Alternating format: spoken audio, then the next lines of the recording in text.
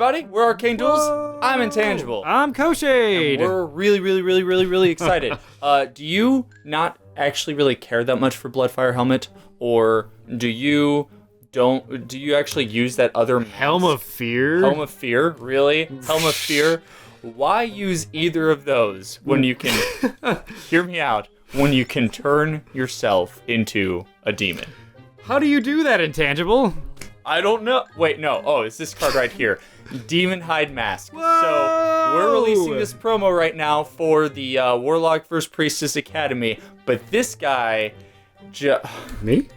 This guy right here. He is the Demonhide Mask. He's the demon. Mask. They turn his skin Holy into cow, it costs 3 mana? 3 mana, that's it. Level 1 Dark. And it takes up that face slot, which the Warlocks don't generally use too often. So cool. So why is it useful in Academy? So Intangible? Okay. I don't know why we're doing this. We're doing this video differently, but it's fine. Like shooting things around a little bit because I'm that excited. All right, cool. So here's its abilities, right? It says that your Warlock gains the Demon subtype when attacking. All right, stick with me. Interesting. The next thing it says is the Warlock, your Mage's attacks gain the Piercing 1 trait, right? The Piercing 1 trait. Your attacks. Not your melee attacks, not your range attacks, all of them, all of your attacks. So I will shoot a fireball with Piercing 1, thank you very much. We don't have any actual Warlock attack spells, but I mean, if you want to lightning bolt someone, or if you want to get Piercing Thunderstrike, +3, more piercing. It's intense. The effects on this card are very specific and yet can be very useful in the complete 2 different things that it does. So, in Academy, why is it useful?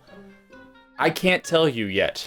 That'll be for the future. So you know what? We should focus on Arena. Yes, we will say first for Academy, there are a few cards coming out that make this card pretty awesome. Okay, so talking about Arena, the Adramalic Warlock is obviously the one to talk about, because obviously you turn into a demon. So a natural ability is when you have a burn on an enemy creature and you attack it, not a melee attack, but just attack it, you gain a health. So obviously, or is it heal 1?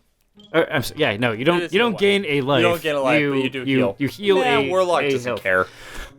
So something like throwing a fireball, wearing this mask, you turn to a demon. You're gonna heal 1 off of that with this 3 mana helm, and your fireball's gonna pierce 1. It's just friends all around. How cool is that?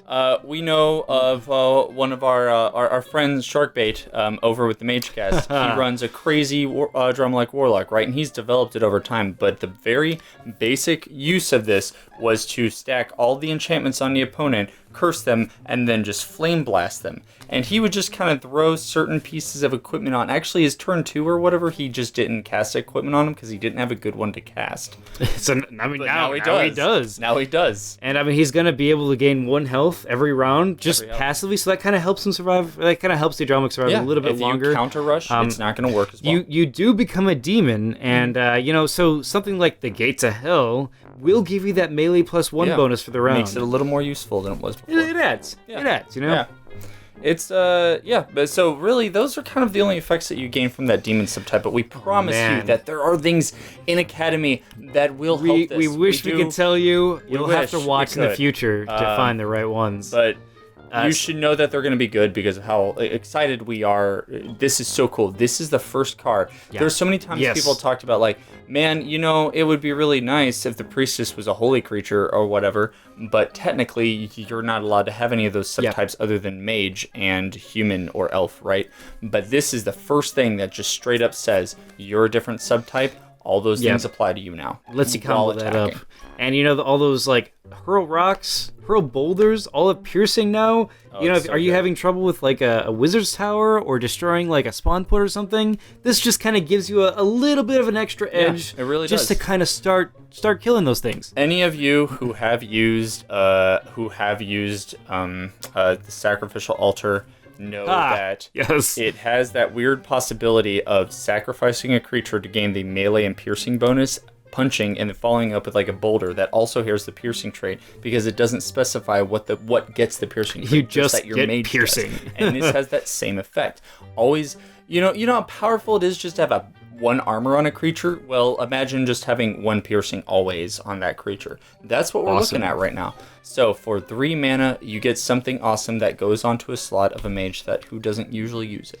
You probably weren't using that helm slot anyway. Now, just use it. Yeah. Just use it. I've seen people run Bloodfire Helm, and I was like, why? And they're like, I don't know, because... It adds a little bit, but, it can be useful occasionally, Demon Swarm is wanted tough. something on my face. Demon Swarm is tough to pull off right now, and, it kind of helped it a little bit. But this card, I think, is going to be the better choice. So many options. So many things coming. Be excited. We'll see you guys in the arena. I'm Koshade. I'm Intangible.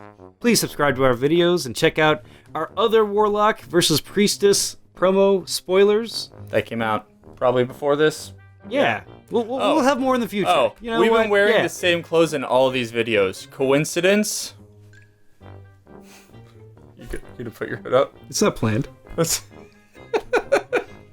There, I'm different. That's funny. All right. Goodbye, guys.